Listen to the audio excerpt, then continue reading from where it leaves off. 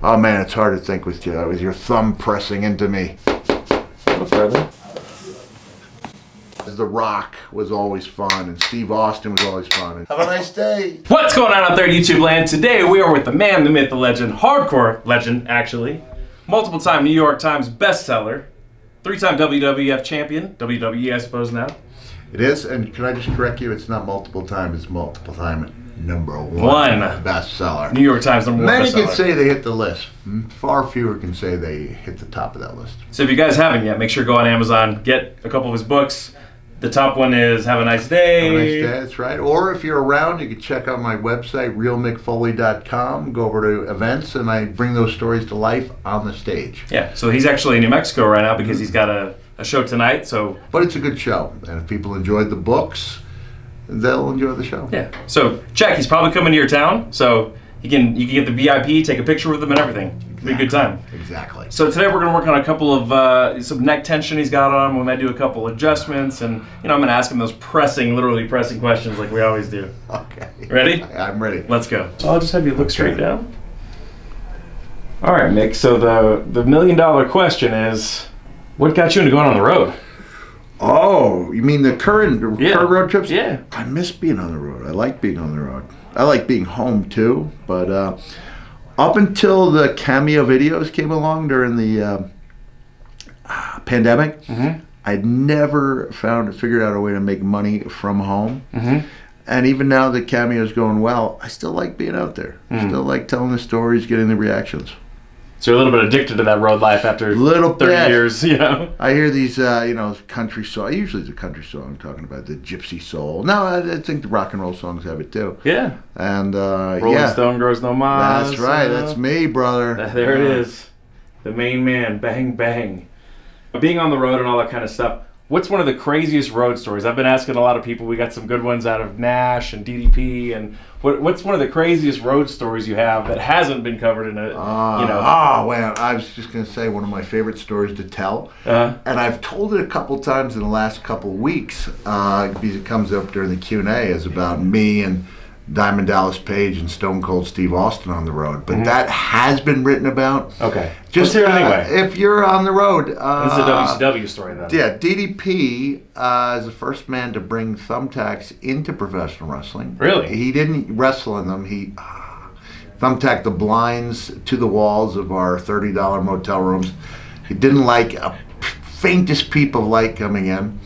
And also preferred to be naked in the room. Okay. So. And you were also in the room? We were in the room. We sat him down. Steve asked me if I would address the subject because I had the seniority as far as experience. So I said, Steve, I said, Dallas, both Steve and I would feel more comfortable if he'd wear clothes in the room. I'll never forget his response as long as I live. He just said, but bro, they get in the way. Like, they get in the way. So he was busy on the road is what you're saying. Yeah. Well, I don't know. He couldn't be bothered with those cumbersome shorts or T-shirts or whatever. And so Steve and I just thought, it reminded me what I say during my shows. I've suddenly had this great deal of empathy for how Travis, the older brother in the Disney beloved classic Old Yeller, felt when he realized, got to take that dog out behind the barn and that's hilarious. Do what I have to do. So that's what we did. And Steve and I dumped like 4 to 5 dozen cookies in Dallas's bed. Yeah, I did hear the story from him too, actually, now that you say it. Waited for him to come back and completely naked, total darkness. Took him about 15 seconds to realize he was sharing his bed that night. And let's just say the result was... it's a crummy result. It was a crummy result, but it was a classic. Oh, it was classic. It ended up with him, bringing the cookies over to me, and he's jumping up and down on me, grinding them into me. How do you like it? He's dropping F-bombs left and right. How do you like it? How do you like it? And I thought, that's a rhetorical question, Yeah. But he actually gave me a chance to answer. And I don't think you really want the answer. I said, Dallas, it's not so much the cookies I mind as it is your naked ass rubbing all over me. And he just got up and he was a defeated man. Can't break him like that. You're not going to break Mick like that. No. So this is a ringmaster diamond dude, Cactus Jack? This was story? Cactus Jack, and this would have been, not ringmaster, he was Stunning Steve Austin. Okay, with the long hair. And DDP was, he was pretty new on the road because he'd been a manager and he'd been behind the scenes as a producer, and he was, Dusty Rhodes always liked and trusted him, so he would put him in a position there. But he took to it. People thought at age 38 or so when he broke in, that's too old. Too old, yeah. And he did it, had a Hall of Fame career. Yeah, it's pretty awesome. Yeah. Well, of course, a lot of people are going to ask, tell us about a few of the big injuries you've had over the years. I just have to tell you, I'm looking at your autograph collection there. These kids of today, they got to learn. They have to learn they have to learn an autograph, even if we don't study cursive in school these days. I think you owe it to the fans to give them more than a swiggle. Okay. I do. So I try my best to do that. Just trying to help out the superstars of today. Just trying to put you guys on. Yeah. So Mick, rank your 5 worst injuries you've had in wrestling. Man. Well, the most grisly would be the right ear. You can see it doesn't look like the left ear, right? Lost that bad boy in Munich, Germany, 28 years ago. And that's why I asked you the question about Steve-O and the cauliflower. Some people just don't get it because I'd probably had not the same injury to the extent, but been stitched up in emergency rooms probably 5 or 6 times. But despite that, that hurts. Never had developed cauliflower ear. And then when I lost it, that would probably be the #1 injury. Most painful was a torn abdominal muscle. I was ashamed when I found out I hadn't broken my pelvis because that's what it felt like to me. So I did not know at the time that torn abdominal muscles end careers for football or hockey because you lose the ability to explode, from the midsection. Now, luckily in wrestling we can work around injuries, arms, legs, find whatever we need to work around the core. And I did that for many months, but that hurt me for a couple of years. Really did. So that's 2. Oh man, it's hard to think with your thumb pressing into me. This is just you wanting to see how much I could take. We'll see how you feel on camera. Hey guys, I've been flying all over the country trying to create cool content and videos for you guys. And in my downtime when I've been stuck on airplanes, I've been playing and I found this really cool game called Hunting Clash. And I'm not really a hunter, so it's been a really cool way for me to simulate hunting and to really get virtually outdoors and be able to experience a whole assortment of different environments and different animals. And I have to tell you, the game is really awesome. It's fun. I'm a big Second Amendment person. So one thing I find really cool about this game is you can find an assortment of different weapons that you can use. You can upgrade them. There's shotguns, rifles, even crossbows. So you can use an assortment of different firearms to basically hunt these animals, digital animals, down. I'm a dog lover, so one of the cool things about the game is you can train your hunting dog to help you compete against other hunters. Here's my hunting dog right here. Look how vicious. You can compete with your friends. There's weekly competitions. You can get in there with other hunters and you can test your skill set. And really, we can see who really is the king of the jungle amongst you and your friends and these dogs. Particularly when I'm traveling, this is a really cool game that allows me to virtually simulate getting out in nature. You get to see all kinds of different environments, and it's just so realistic how close to nature it looks. Support our channel by downloading the game Hunting Clash. The link is in the description below, and you're gonna use my unique code HUNTWithDrBeau.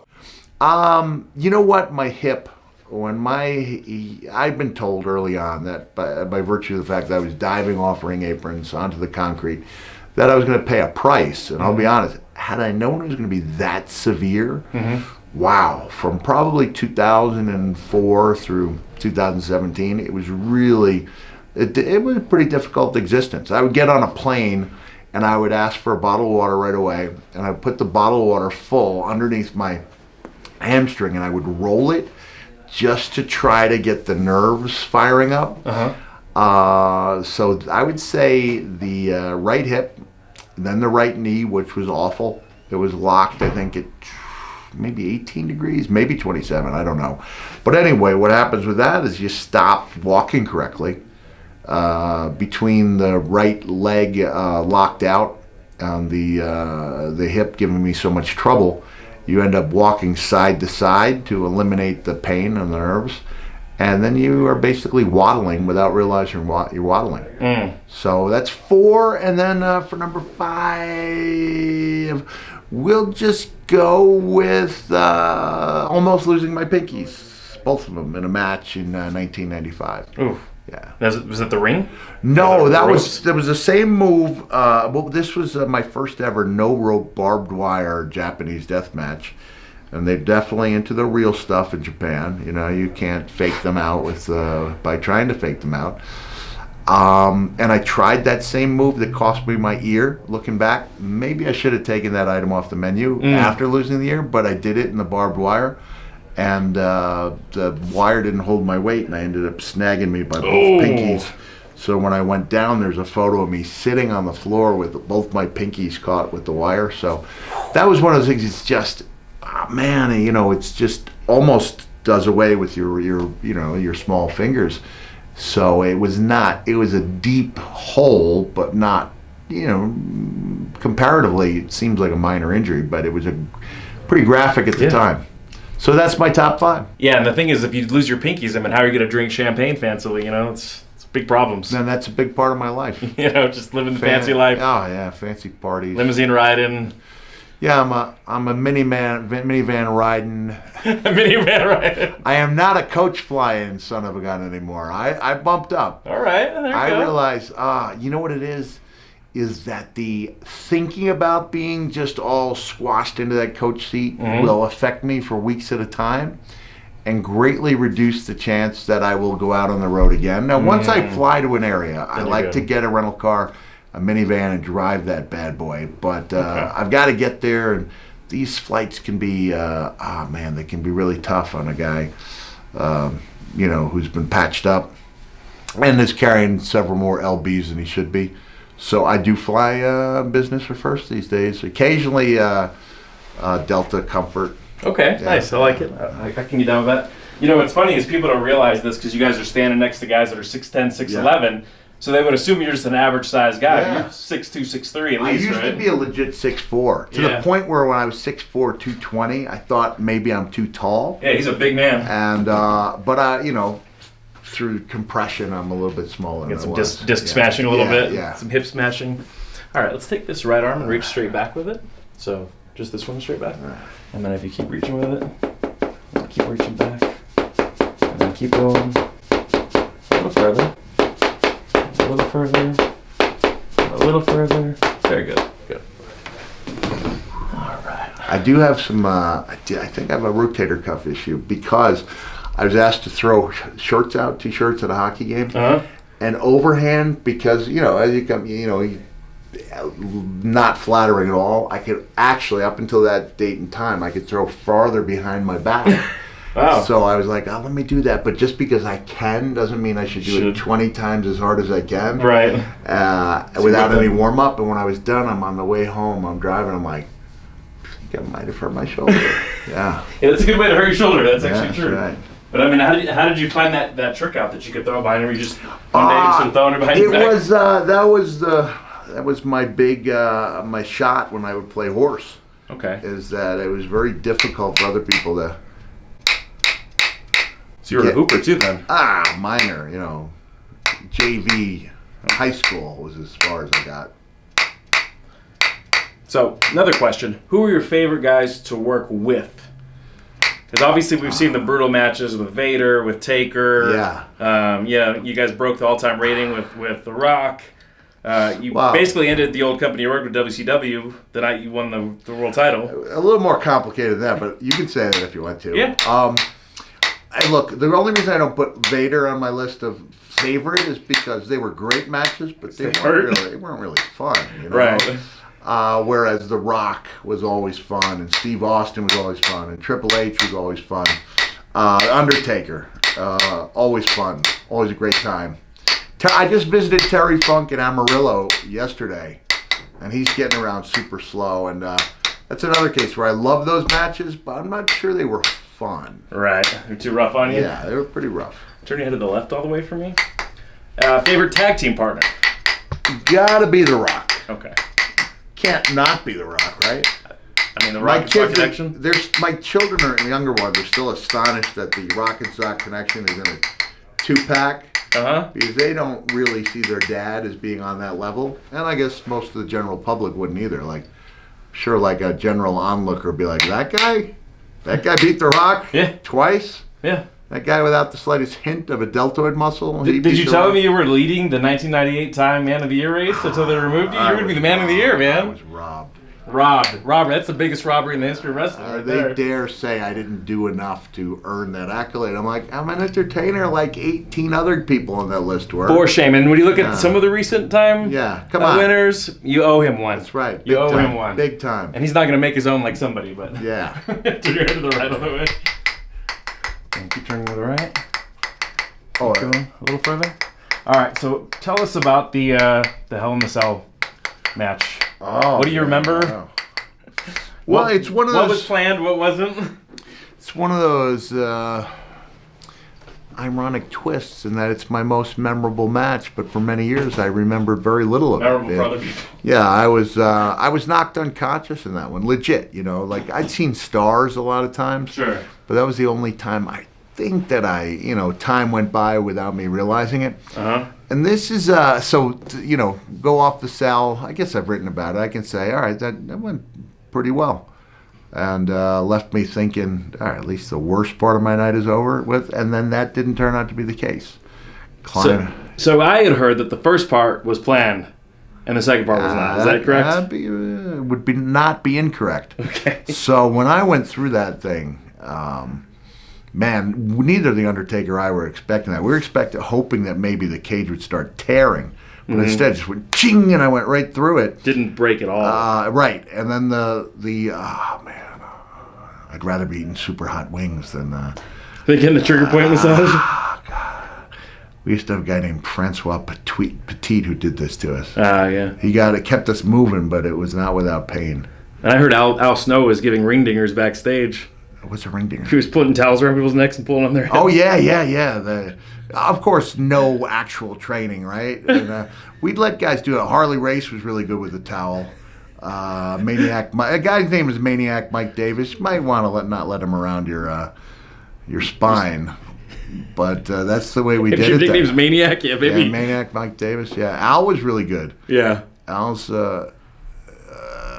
he could have been a kinesiologist. He knows his way. Okay. Because that was funny. I can't remember who was telling me that story. It was basically the comments were like, "Who knew Al Snow was backstage giving people ring dingers in the back?" He was good. Too funny.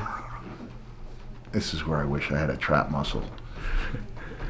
There we go. Oh, man. I've been stretching my neck for the last 35 years. Can't keep those. It looks like a tick because I'm always, even when I'm driving, this, just keeping it. And you know what? There's a lot of my colleagues who've got a telltale scar from now. The surgery these days, they go in through move the voice box over. And you never broke your neck like all those guys, right? Because you know what? I had my own litany of cool-looking things I could do. So I wasn't really comfortable going backwards. Okay. Keep my chin tucked and as much safety as possible. But I was like, man, you show some of these things to orthopedic or neurologists, they'll say, like, you shouldn't be walking. Right. And so I thought, the more I can do to stay away from that move, the better off I'm going to be, because there's a lot of things that have very little margin for error, right. So I developed some bumps, as they say, that were high impact but not necessarily high risk. Okay. So I would hammer my thighs on the ring apron. I would take a back body drop outside the stuff that hurt outside on the concrete. But nothing where your head was going. I didn't like my head going. I did get spiked in a pile driver, and it hurt me for about 6 months. And you said, "Okay, I don't want to take that one anymore." It's like, well, the guy who took it he'd been drinking heavily. That was part of his character, but. You shouldn't have a guy upside down because you're really trusting your opponent in this case with your life, Paralyze you, please. Let's lean your back. All right. And I had read that you had dislocated your jaw a couple times. Yeah. Tooth came through your lip. Yeah. But never broke your neck. So the jaw dislocations. Yeah. So somebody's backstage resetting that? Well, you know what? Until this guy, Francois Petit, started treating us, I didn't know what the injury was. And this is the guy I saw a video where his feet were on the wall and he was adjusting somebody. Yeah. I was like, I got to meet this guy. Like, wow. He was great. They stopped using him many years ago, but I might try to see him out in California just for old time's sake. Yeah. Oh, man, that feels good. Tell me that last question again. Yeah, I saw a true life of him. Like, his feet were up on the wall adjusting somebody. I said, so your jaw came out. Oh yeah. So my second batch of my career, I got hit with a clothesline from Dynamite Kid, and I got my first wrestling concussion that way. But he also, as I now know, dislocated my jaw. So the next night when I had my match against the Killer Bees, Brian Brunzell and Jim Brunzell, how can I forget the other guy who's Brian Blair. Okay. My jaw was out of line, so when I hit the ground on a regular back body drop, my teeth smashed together. So I had some dental work. They would have been lost along the way anyway, because they're the same two top ones I ended up losing. But I would just really suffer through it and not eat anything solid for a couple of weeks. So when Francois finally, like in '98, he was like, I think you dislocated your jaw. And then he was able to put it back in, and I thought, man. And you noticed a huge difference right away? Oh, right away. Awesome. Yeah, I had no idea that that was the injury and that it could be put back in. But that was kind of an Achilles heel for me. Anytime I got hit real solid, because clothesline, and hopefully I'm not giving away, you can hit someone as hard as you can as long as it's here, like across the upper chest. Yeah, you don't want to catch somebody in the throat with it. You don't want to catch somebody in the point of the jaw. Right. You don't want to deprive anybody a chance to, make a living the next night. Sure. But that one caught me on the point of the jaw. And,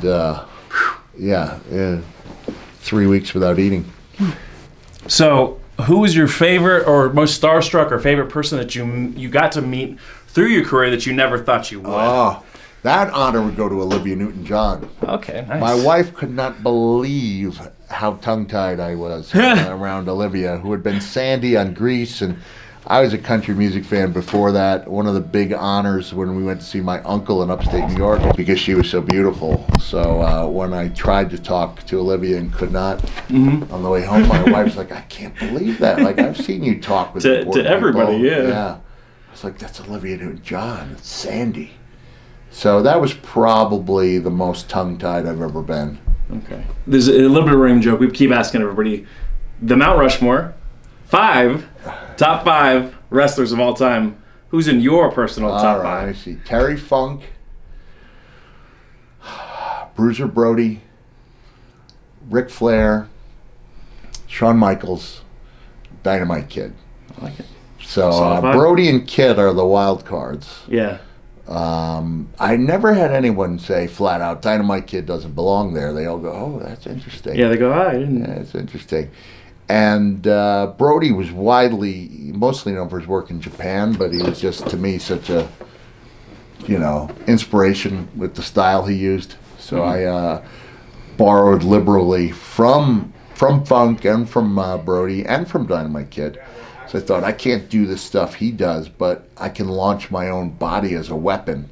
That's something that he paid the ultimate price for that. He was in a wheelchair for the last 20 years of his life.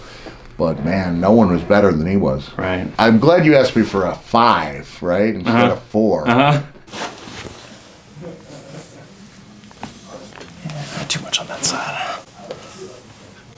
A little bit over there. I guess ankles what I got him here.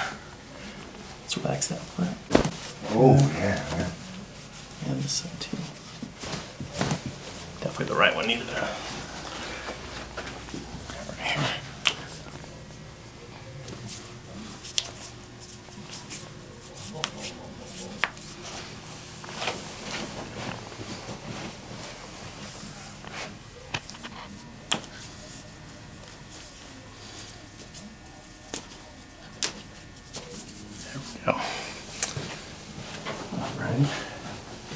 Did you happen to see The Righteous Gemstones?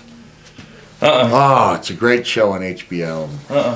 John Goodman as a televangelist and his feuding band of relatives all trying to hone in on what he's got. But they did a backstory this year where he had been a former wrestler, and he had been a wrestler / collector. Okay. So his big thing was his ability to break people's thumbs. Yeah, that's what I was thinking. Thinking about that. It's came here to break my thumbs. Yep. We trapped him now. Give me those thumbs. The towel pull on this fancy table. Oh, the towel pull. Yeah, been a while, huh? Ooh, man. Okay, so which way do I game? lay down? Yeah. So what you're gonna do is you're gonna lay on your back with your head here, and the top of your hips are gonna be just below this line. This is a custom table designed for it. Do you have a favorite of your characters that you created? Can you even? Yeah, you know, Because Mankind has gone on post wrestling. While I was wrestling, Cactus Jack is my favorite. okay. But Mankind really brought enjoyment to people, and he really gave people who didn't feel like they fit in a kindred spirit. And he's so much fun to bring to life when I do like a cameo video. Oh, Or nice. even during my live shows when I tell a story and wow. I'm not moving anywhere, huh? Nope. He's a veteran. Let's see if we can get you back to 6'4". I don't think I've had this done in 20 years. There we go. All right. Big deep breath. And then, there we go. Not too shabby, huh? That's pretty good. It's all good? Yeah. That's funny because like a lot of us are just, you know, pretty new to the technique, 5-10 years. And then you talk to the old school wrestlers and like, what are you talking about? We all been doing this forever. They did that to me in 85. Yes. Way back in the day. There we go. But not with the table that locks you in. We would just be on a locker room. You Yeah, know, on the bench. on the bench, yeah. Yeah. Roll them down. We had to find ways to keep each other going, you know? Yeah, man. We're kind of like in a... Those old school, just 3 guys in a car, just trying to figure out life. You're Yeah. out there, if you get hurt, you just deny it, wrap it up, and you keep going, you know? So, Well, and you were wrestling before the guarantee contracts too. 'Cause I think Mark Miro was one of the first ones to get the It was, guarantee. I was guaranteed $25 a night. The contract I signed for WWE, Uh-huh. I was guaranteed 5 matches a year at $150 a year for 5 years. Wow. So if they'd chosen not to push me, then I could have been in a position where I can't go anywhere else. I'm locked in for 5 years. But this is the place to go, WWE. Luckily, Mark Mero got that contract. He got it about 3 days after I signed for nothing. $750 a year. I said, yeah, I was guaranteed $750, and they went per year. Like, yeah. Like, wow, that's a lot, $750,000. Like, no, $750. That's what I was guaranteed. So, wow, that's crazy. Yeah. So what'd you think about the last stunner? We saw your reaction. God, that got over 1 million views. I'm convinced that only 20,000 people watched it, but each one watched it 50 times. I watched it at least 20. You know, I was just saying, I might, just talking to somebody on the phone saying, what I might do is every 3 months, I might just put it out there, like, you need a laugh. And keep in mind that the stunner is actually like 45 seconds before my son Mickey picked up the camera, the phone. And so we also have another one. It's not quite as good, but my son Huey and my wife had been away. They went to see a rock band called Dorothy. Uh-huh. And so I showed Huey, and he laughed too. And I'm laughing almost as hard the next day, but it's not as good as that, you know, that one that my son got, which somehow got banned on Facebook. Really? I think because we showed the TV for 2 Come on, seconds. I was like, Zuckerberg. come on, what? How do you ban that? It's a reaction to something I'm watching. The corporate oligarchies, man, they're out I there. think you're allowed to show up to 7 seconds. That sounds like fair use to me. It sounds like it to me. Sounds like fair use to me. Yeah. You know, I'm kind of a union guy, but I'm not a union guy. But it sounds like fair use. Let's stand up and face that way. All right, so we're gonna get both hands right here. All right. So go both up top. Yep, I'm gonna go to right there. Lean back, big deep breath in, and blow it out.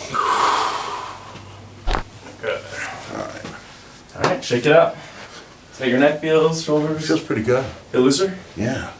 Feels good. Awesome. Make sure you go show him some love. Go check out realmickfoley.com. Make sure to buy the book. He's got merch. He's doing Cameo now too, so I'll stick all those links down below. Cameos are really good. He really puts time into it. Most requested athlete of the year last Boom. year. All athletes. That's including, yeah. Yeah. Someone goes, you're not an athlete. So, well, it doesn't make. I said any wrestler or athlete. Yeah. So wherever you fall in that argument, I still have more than anybody else. Number one. Yeah. There's only, if you're not first, you're last, said some famous scholar. Yeah, I think he was wrong about that. I don't think he really understood the value of competing and just participating. You're like, well, there's of course, the second. Right? I don't want to spread a message that if you're not number one, you were a loser. But he's number one. So he's definitely not a loser. I did it number one on the New York Times list. 3 times. Chris Jericho would never do that. Oh, shots fired. Yeah. So Not yeah, that there's anything wrong with that, but I did it twice. So go check him out. Make sure you show him some love. And like I said, he spends plenty of time on it, and he actually has reasonable prices on the cameos too. So, and do you do all 3 of your personas? I do. Plus you? Yeah, I 4? do. Yeah, I got 5. I found a way 5? to work all. No, 4. 4. 4. I found a way to work all 3 characters plus myself into the same video. It's pretty cool. And you name your favorite song, either Dude or Mankind can sing it. I've turned 6 or 7 popular songs into birthday songs, you know. All right. Talking about your birthday bash, it's a very special day. Hey. Yeah. So I got a lot of things going on. I hope you'll check them out. The Dude Love Abides. Yeah. All right. Yes. Thank you. Thank you. And I guess I hope you have a nice day. I will. I already am. Hey, I've really enjoyed myself here, and I just want to say goodbye in my own special way, which is like this. Mandible claw! Mandible claw! Mandible claw! Don't even try fighting!